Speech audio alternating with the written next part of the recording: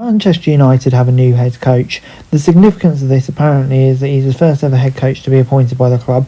All his predecessors were in some cases rather generously given the title of manager, as is this case with this one.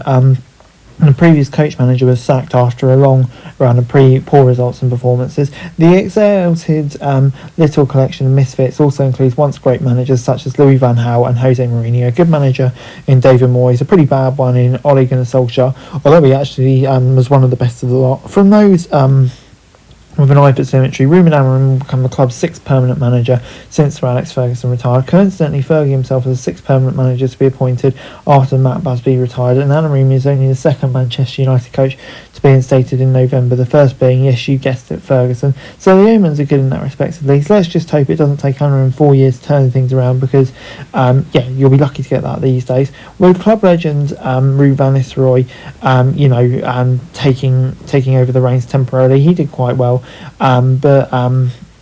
Also happy the non-native plastic fans who haven't yet switched allegiances to whatever shirt they like best or whatever team has strung together an unbeaten run over the last 2 games. He got the chance to prove himself, beating Chelsea and PAOK did well. Alternatively, a couple of losses or even draws would have dampened it for the Dutchman. And either way, Van Nistelrooy wasn't in charge for long, and he did a pretty decent job. A bit like Ole Gunnar Solskjaer when he was in charge. Maybe that's the way for United. There's already, of course, talk of who will be sold by the new manager, including Rashford.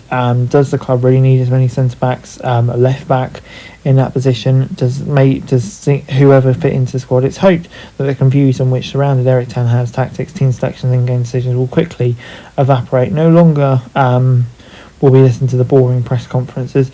The new United manager is expected to turn the ship around, sail it to port, refurbish it and come out with it being able to fly. Since Ferguson 5 have failed, the more of a reflection of the hierarchy and the managers. Now, to a great extent, the hierarchy has changed. Now a petrochemical billionaire runs the club alongside a failed cycling coach. The average ex-player from Blackburn Rovers and Dan Ashworth, who was only there for 5 minutes. Only Omar Barada has any successive history at Manchester City, but they couldn't possibly be any worse than the previous Chiefs, could they? Surely not.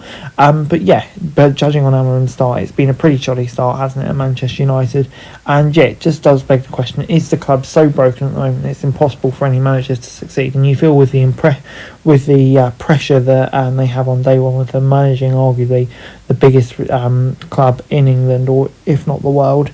It's just so overwhelming. They get so little turn to turn it around. The club's such a mess. You can see it with leaking roofs and stuff like that. It does really feel like the poison challenge, unless someone is given years to turn it around and shape the club in their mould, which it just doesn't seem to be the case these days anymore. Even if Ten Hag was given time, you could see it was just going nowhere. Anyway, guys, that's it for this video. Thanks very much for watching. Remember to like, share, subscribe, follow us on our socials, link in the description below for daily football news, meme and content. Subscribe for our other channels on screen right now, that'd be greatly appreciated. Thanks very much for watching.